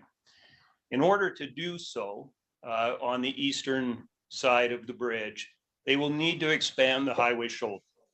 And they have come to us, and because they know that that will encroach upon our fishing access site, they are required to come up with a mitigation plan for those impacts to the site. They have done so, and as part of that mitigation plan, proposed back in 2019 that they would acquire through either fee or easement 1.5 acres, and in exchange would work with a homeowners association that borders the FAS to acquire an alternative access to the site, which would improve safety. The current access to the site comes directly off the highway, runs in their current right-of-way, the highway right-of-way, and then drops into the fishing access site. So part of the mitigation for the impact here is to negotiate with the Hanging Rock Homeowners Association a new improved easement and access to the FAS that would come directly off Hanging Rock Road. That is a county road, and it would provide a far safer access to the FAS. MDT's proposed mitigation also included a very small land swap to compensate for the fact that we would lose 70 feet of river frontage. The Homeowners Association is not willing to do that, and so the department has agreed that the mitigation could entail only the new access, as well as a rebuild of the fishing access site facilities and boat ramp and some expanded parking. The motion before you today is simply going to be approving to approve through either easement or fee the disposition of approximately 1.5 acres to MDT, and the acceptance, the authority to accept the 3.3 acres of access easement, either from the Homeowners Association or directly from the Homeowners Association or via MDT. That is that's the authority the department is seeking from you. The MDT has a date in May in which it needs to get some of the funding and bid processes moving. We are before you today through a slightly truncated process because of that date. They have a project before them that's worth over $35 million and have worked with us extensively to see if we could get this in front of you by that in this commission meeting. Therefore, the EA that we put out to the public and the decision notice process that we have undertaken, that decision notice was just signed yesterday. We took these two processes parallel to one another, a slightly unusual move, but necessary in order to make the deadline for MDT to proceed with this project. I will say that we've gotten public comment, mostly positive on our end of this proposal. MDT, while not doing an EA, did go to the public several times. They had a couple of community meetings in the area, presented both the bridge replacement itself and the mitigation package, and has received extensive public comment. I know that we have MDT members, staff members here today that can answer questions if you should have any of those detailed questions. But what we have before you today is seeking the authority from you for the department to both grant to MDT approximately 1.5 acres, either fee or easement, and to accept an easement from the homeowners association for a new access route. Finally, I want to say that the department still has work to do, should you approve the motion, still has work to do with the U.S. Fish and Wildlife Service. The site is encumbered by DJ funds. And so we are currently working with Fish and Wildlife Service on the most efficient way to get their approval to unencumber the site. That is to get their permission to and conclusion that this transfer of an easement is not actually a disposition. If they ultimately conclude it is, then we will need to find another way to unencumber the site. It could be transfer of the encumbrance to another site or another method. But that is on the back end. We're currently working on it. And this step is essential to move the process. Commissioner Tabor. Thank you, Madam Chair. I want to start off with a motion. I move that the Fish and Wildlife Commission approve the transfer of approximately 1.5 acres of department land at the Sportsman's Bridge FAS to MDT, and that FWT receive permanent access to the site via Hanging Rock Road secured by MDT, contingent upon the approval from U.S. Fish Wildlife Service to dispose of the encumbered land. And then I'll have a comment once we get a second. Okay. Second. Okay, Commissioner Siebel. So I've spent a lot of time with regional staff on this. I'm super familiar with this area. I've crossed that bridge. I can't tell you how many times. It's quite a frightening experience at this point, especially if you've got a horse trailer or boat trailer. And in particular, as you're coming into that Sportsman access from the highway, the boats can get backed up. It's a pretty dangerous spot because you come down a hill and all of a sudden you can see all this backup traffic. It's a very active highway that cuts across between, that's what they call the cut across between Summers and Big Fork. So this project is super critical. The timing of it's super critical in terms of the state being able to avail itself of some funds. And if we don't get this thing done, it could delay it for who knows how long. So super critical we get this over the finish line. Not that it's completely fait accompli. The region and MDT still has some work to do to smooth things out with other parties, but the commission needs to get behind this because the sportsmen need this. I will point out Jim Vashro of Flathead Wildlife Association couldn't get his comments into us in time, and I don't know unless he showed up at Region 1 if he'll be able to comment, but they're in full support of it. And one of the things that he brought up, which dawned on me as I got to thinking about, this is one of the only places where you can actually access this river year round, and that's what makes it so special and so critical. So I would encourage the rest of the commissioners to support and do pass on this. Thank you, Madam Chair. Thank you. Are there any other comments or questions? Madam Chair. Yep, go ahead. I just was curious when this work's going to be done, and will the FAS be closed, and if so, for how long? Madam Chair, Commissioner Walsh, my understanding is that, and perhaps if Lee Anderson can weigh in here, my understanding is that we'll be able to keep the FAS open through at least the majority of the construction, and that the improvements to the FAS would be in place before, particularly the new access to the FAS would be in place before the existing access was taken out as part of that actual bridge and highway expansion. Whether there will be any potential conflict between the construction and the use of the site temporarily, I cannot say that that's not possible, but perhaps Lee has some additions there. Madam Chair, members of the commission, Lee Anderson, Regional Supervisor. As part of that 4F mitigation and in their plan, the plan is to keep the site open during construction. They're going to do it in such a fashion that they may have some minimal interruptions at times, but the plan is to still maintain it open for the public. And if MDT had anything to offer other than that, I would suggest you call out on them as well, but that's what the plan calls for.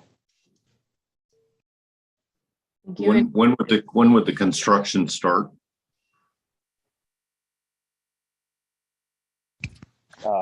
Madam Chair, members of the commission, the timelines that we received last, they would be letting this out to bid, I believe, in August. Potential for construction could begin this late this fall. MDT could speak more specific to that. Just say there's, okay, I see a couple people. Is who from MDT is on here?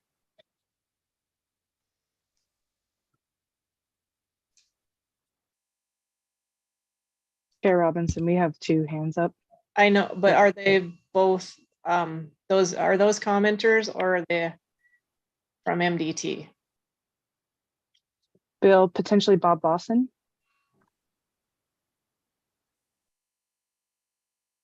Bill Shank, maybe.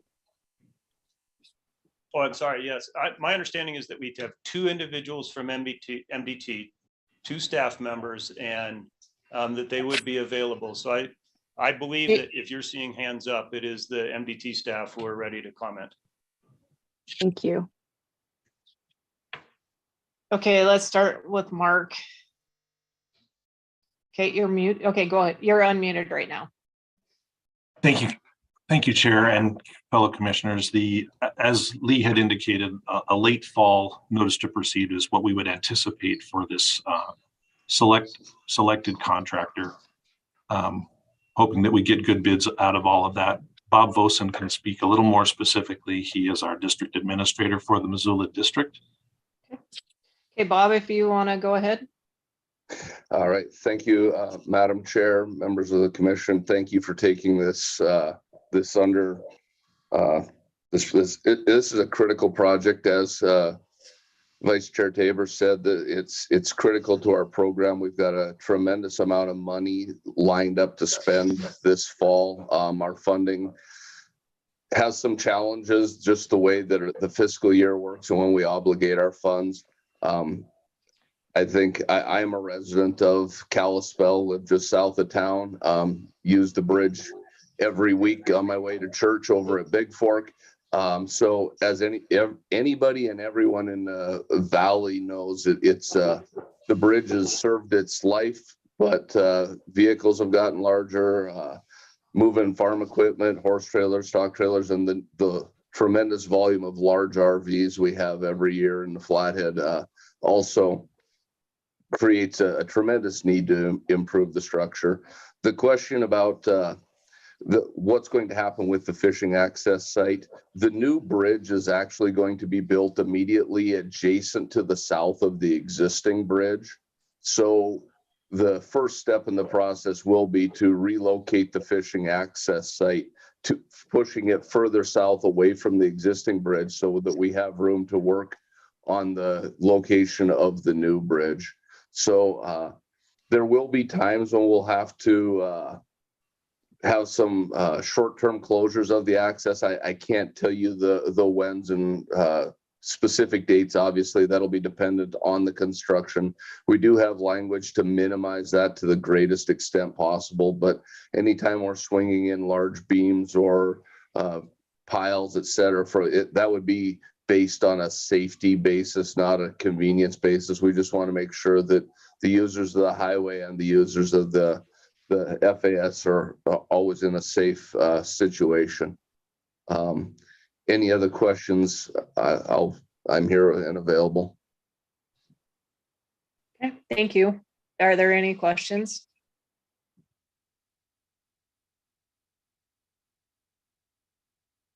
Okay. Thank you. I think, Bill, if you want to go ahead and present the The other access site too, we could probably go out together on both of them. Very good, Madam Chair and members. The second item I have is a proposed addition to Paul's Memorial Fishing Access Site. Paul's Memorial FAS, the current FAS is located on Lake 5, which is actually close to West Glacier.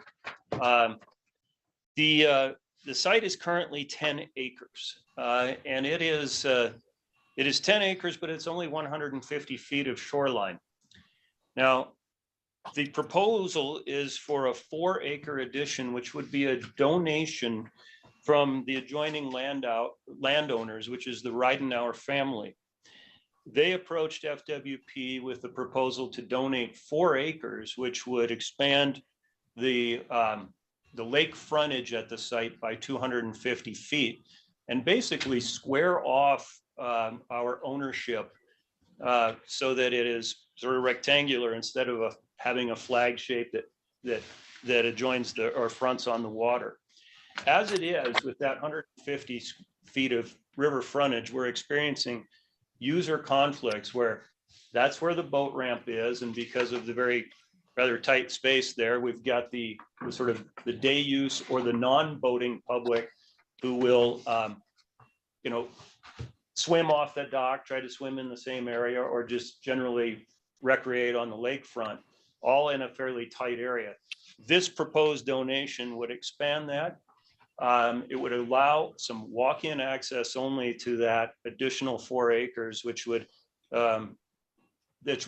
provide that non-boating or non-boat launching recreating public with a little more room to spread out. The donation would be subject to a life estate. The family, there is one member of the family who would enjoy a life estate in that 4 acres. She and her family currently have a camp there. There is a structure that is designed to, it's just a rooftop sort of shelter structure that's designed to pull a trailer under. And there's a small shed and a pump house. But it is minimal, and upon her passing, the family would be obligated to remove those structures, or we could remove them. We would open then the site to this additional public use. There's no proposed development of the site, no proposed infrastructure. We would simply sort of expand the borders of our existing property.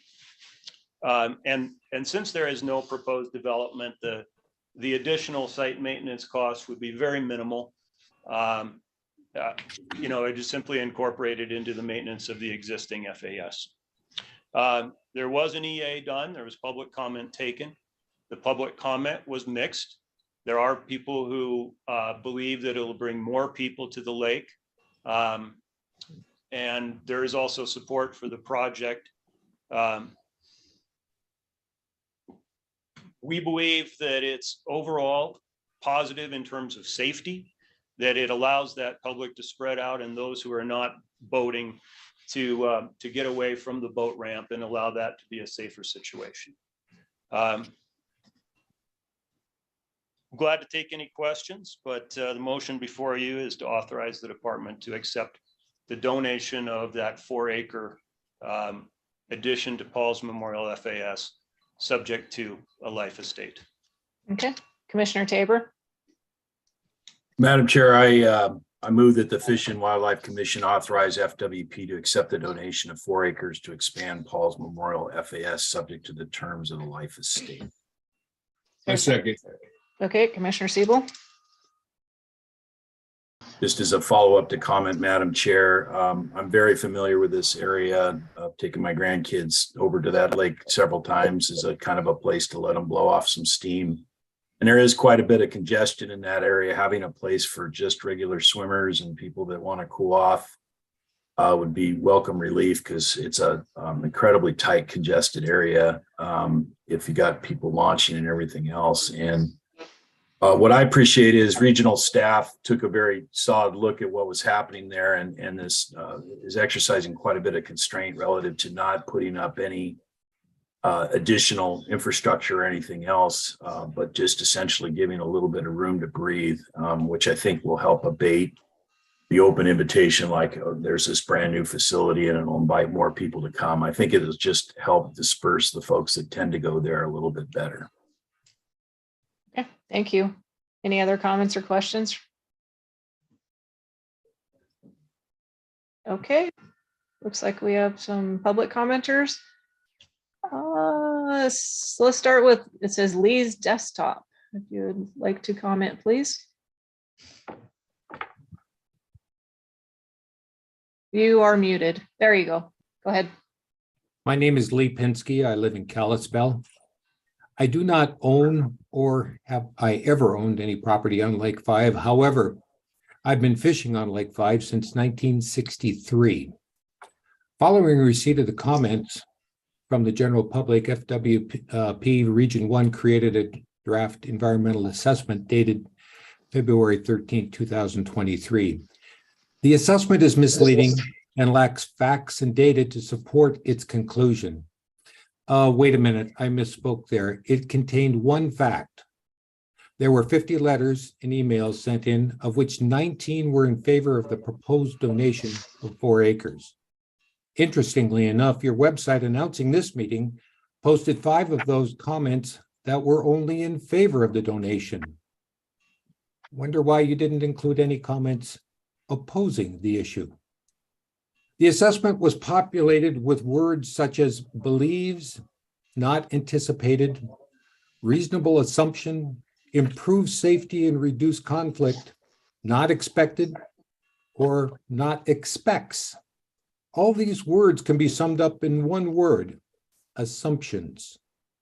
The author of the assessment assumed everything and provided no facts to support his conclusion. The assessment did not evaluate the no action alternative. One can only assume that Region 1 management has made up its mind when it wrote the assessment. Can we say the word bias? Region 1 says it wants to provide a recreational site on Lake 5 for swimmers. I ask, why does a region need 4 acres for a swimming recreational site that will only serve, out of 2 months or 3 months out of the year, a dozen or so people? Region 1 doesn't need 4 acres, it wants 4 acres. It begs the question, why? According to Montana law, FWP can accept donated land for 2 reasons: creation of a state park and creation of an outdoor recreational site. What is the definition of outdoor recreational site? I cannot find one. The author. We have a 2-minute limit and your time is up. You for your comments. One last word. In conclusion, the author of the assessment has not demonstrated a need for the additional property on Lake 5. I propose the commissioners put an end to this exercise and thank the party for offering the land and deny the donation. Thank you for your time. Okay, we have a Neil Pinsky, and if you could set the timer so I can hear it, please. Neil Pinsky, if you want to go ahead.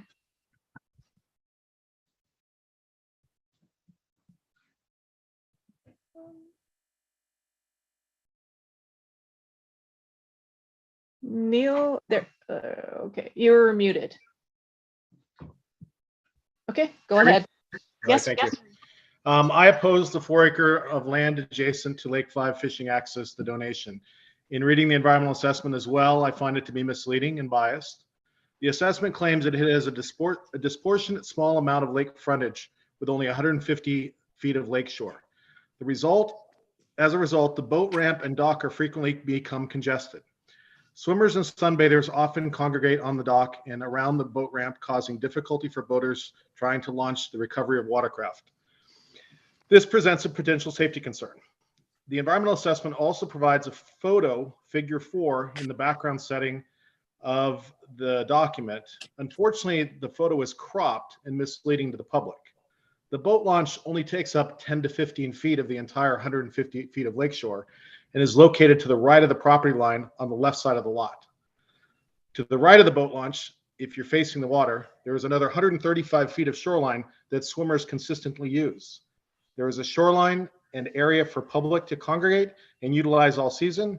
To help promote the swimming, the Fish and Access actually put a raft out there, but it's not shown in the photo to ensure swimmers' safety and enjoyment. None of this is shown or stated in the environmental assessment. It can only be assumed that the Fish and Wildlife is withholding this information, as it would only validate most persons' concerns about this land grant. In the public section, comments, persons cite that the lake is too small to accommodate increased use. They are correct in that statement. The increased shoreline will only provide additional swimming access, as most people who visit the lake prefer to swim in deeper water. The lake is extremely shallow where you guys are looking to accommodate that land, and will literally force swimmers to swim out to the middle of the lake where the boat traffic is at. And if you think about what property you're looking to accommodate, now the dock sits in the middle and you'll have swimmers on the left and the right-hand side as boat traffic goes in and out. You really have to think about the safety of these people. And if that's what your concern is, you're not thinking about it correctly, because your boat launch is right in the middle of all that swimming activity. I propose you guys don't accept this land donation and look for someplace else. Thank you. Thank you. Okay, next be Jeff, if you would like to go, please.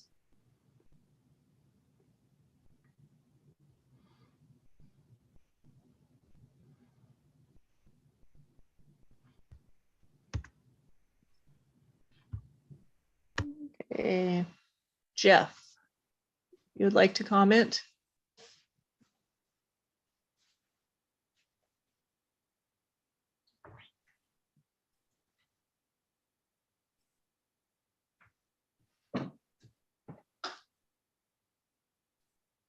Hey, Jeff. There we go. Okay. So I have comments for both. That's fine. Go ahead. Oh, okay. So, Madam Chair, members of the commission, my name is Jeff Lucas, spelled Lukas, with the Montana Wildlife Federation. In regards to the property addition to Paul's Memorial Fishing Access Site, MWF urges the commission to authorize FWP to accept the donation of 4 acres to expand the Paul's Memorial Fishing Access Site, subject to the terms of the Life Estate.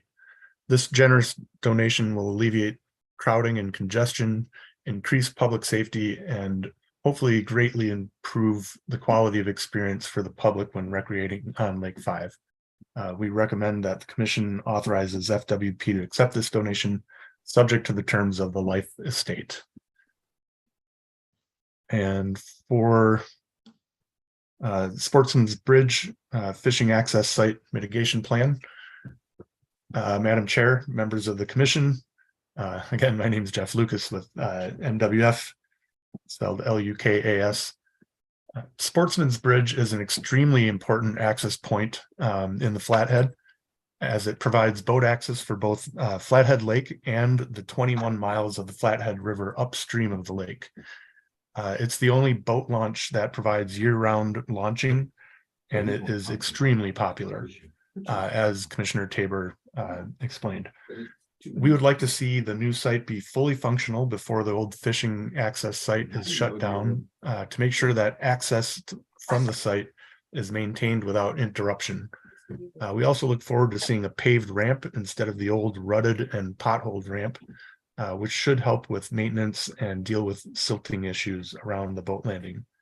And for these reasons and others, MWF urges that the Fish and Wildlife Commission approves the transfer of 1.5 acres of department land at the Sportsman Bridge FAS to MDT, and that FWP receive permanent access to the site via Hanging Rock Road, secured by MDT, contingent upon approval from the U.S. Fish and Wildlife Service to dispose of the unencumbered land. Thank you very much. Thank you. Okay, next speaker will be Bill Whitsitt.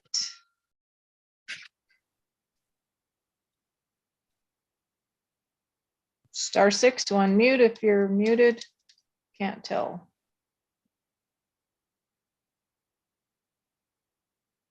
Okay, you are muted. Okay, thank you very much. I hope you can hear me now. Yes. I am Bill Whitsitt, WHITSITT of Big 4. an officer of the Eagle Bend West Community Association, Homeowners Association. We're about 2 miles from the Sportsman's Bridge. And I would like to comment on the current planning, but more importantly, some things that we believe need to happen during the next year or so. First, I don't want my comments to be taken as being opposed to the pending resolution. This project is absolutely critical, as has been said. But what we're seeing among associations, probably 10 or 12 right in this general area, is growing concern about some of the implications for Hanging Rock Drive with traffic and the fishing access site, which really is going to be seen as a river recreation access site by our growing population and tourists. And we believe that some planning and some commitments on several very specific things with FWP support are going to be critical to managing safety and environmental concerns. One, there needs to be a pretty sizable length of Hanging Rock Drive that is no parking, so that there isn't spillover parking, such as we now see at that wonderful site down near Summers, but the traffic down there on a summer day can be a mess. Also, we need to be sure that at the site itself, there is improved signage, monitoring, and enforcement to be sure that it doesn't become, as has happened down toward the tip of the lake on Holt Drive, a place for large gatherings, socializing, perhaps alcohol and drug use, and those things that I believe Commissioner Walsh and others have touched on with a previous site discussion. And we're more than happy, as are, I know, many belonging to other associations, to work with our county officials, Department of Transportation, and FWP as you plan to go forward for some of these really critical issues too that we'll see along Hanging Rock Drive without careful planning. Thank you very much. Thank you. Okay, our next speaker will be Mike Kapinski.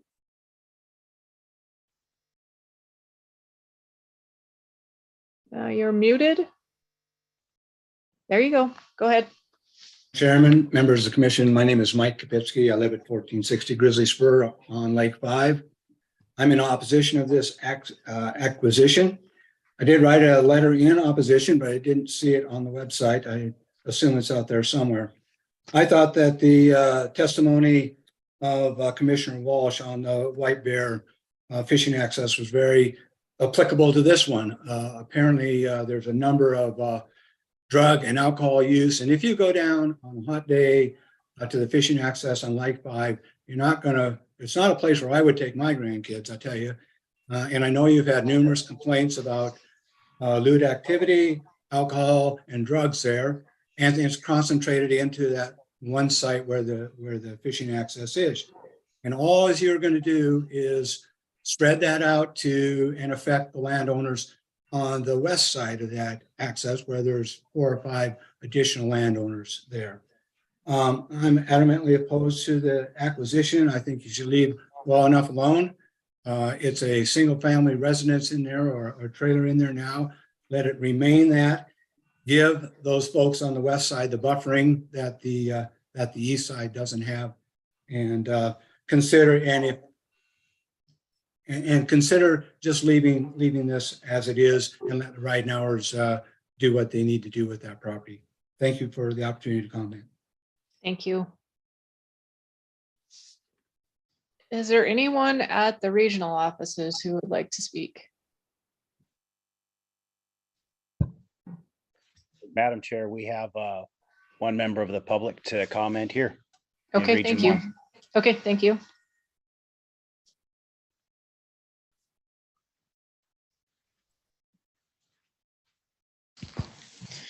Hello, my name is Justin Sherman. I represent the Hanging Rock Homeowners Association there. In fact, I'm probably the closest house to the fishing access site. We don't oppose the bridge project. It needs to happen. Anybody that's driven it knows it's just as dangerous as can be. And we definitely don't oppose a fishing access site either. What we do oppose is where it's at. As Mr. Tabor, I believe your name was, you mentioned how dangerous it was getting out of the access site onto the highway there. Hanging Rock is 100 feet up the hill. I feel like you'd be moving your problem and adding it on to the problem that we already have of getting out on that highway. And if not, just congesting it more. You know, when these studies were done 15 years ago, Big Fork has boomed and grown, and we're now kind of a back corridor into Big Fork. And the traffic there has more than quadrupled since anybody's actually taken this into consideration. So I guess our biggest question is, why hasn't it been considered to move the fishing access site adjacent to the other side of the river and put it over on Oldenburg Road there, where there's a lot more room, a lot easier access out onto the highway, and it's all farmland right now. It's not impacting any of our residences. So thank you guys so much for your time. I really do appreciate it. Thank you. Okay. I don't see any other commenters, but Mr. Shank, could you speak last comment? Madam Chair, I take it you're asking about whether there was consideration for moving the fishing access site. You know, I don't know much detail on that. It was spoken about only very briefly in our communication with MDT. You know, I would say that it would require an acquisition of property from a willing landowner.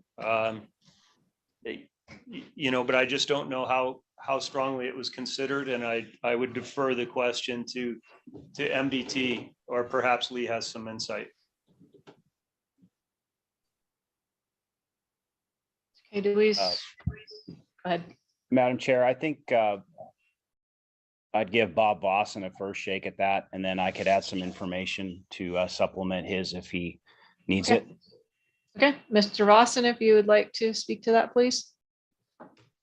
Madam Chair, Commissioners, again, my name is Bob Vosen, District Administrator for MDT based out of Kalispell.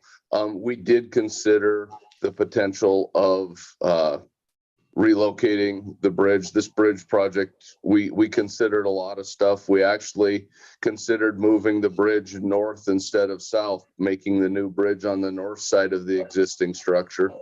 That also had implications. There's directly affected a homeowner on that side. We talked about relocating the fishing access to the other side. That was not supported by, that would require a large take of land out of existing highly productive farm ground.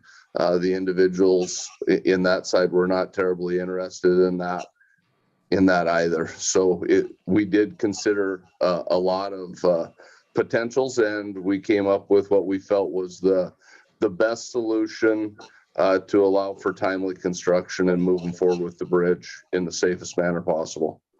Okay, thank you for the clarification. Any other questions or comments from the commission? All right. Okay, I will start with the Sportsman Bridge fishing access site motion. All those in favor signify by saying aye. Aye. Aye. All opposed, same sign. Motion carries. The property addition to Paul's Memorial Fishing Access Site. I'll give you another chance. Any questions or comments before we go for a vote on that? Okay. All those in favor signify by saying aye. Aye. Aye. All opposed, same sign.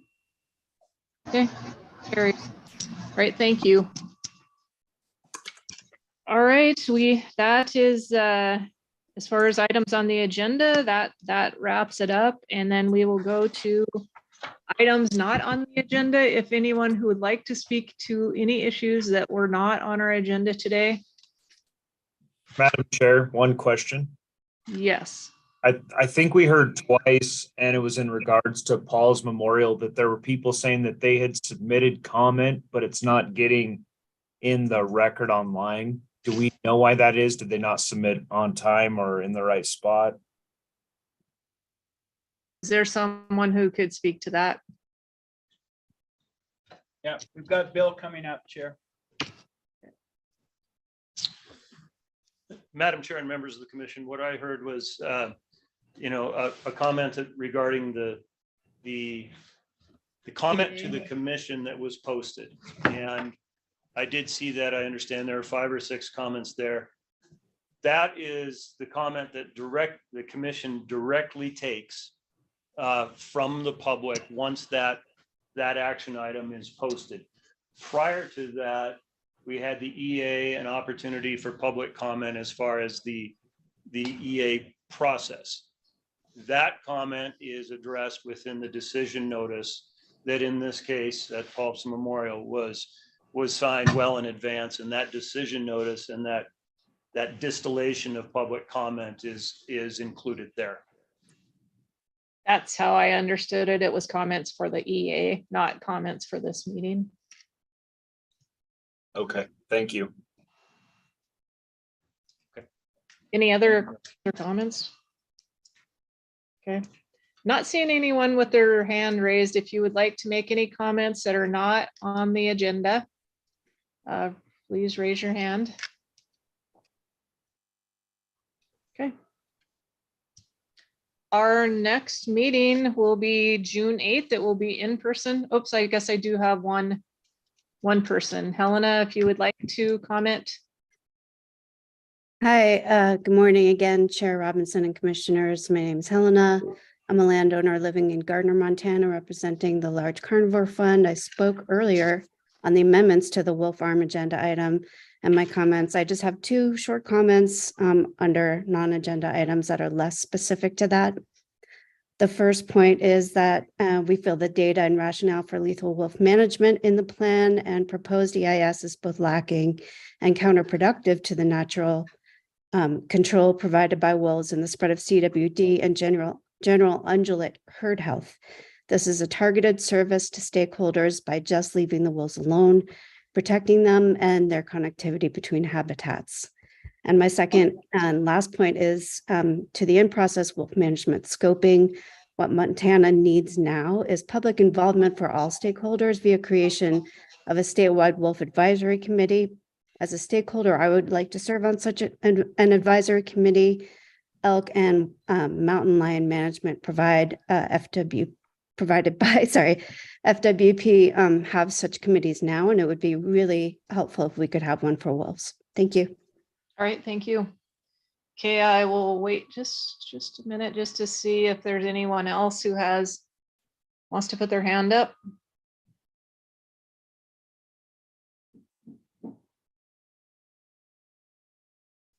All right, well, I apologize for my video today. Not sure what in the world's going on, but I think that wraps up I will give you commissioners one more chance if there's anything else. Okay, I think that wraps up our meeting, and our meeting is adjourned. Look forward to seeing you in June. Thank you. Thank you. Thank you all. Thank you. Thank you. Bye. Thanks.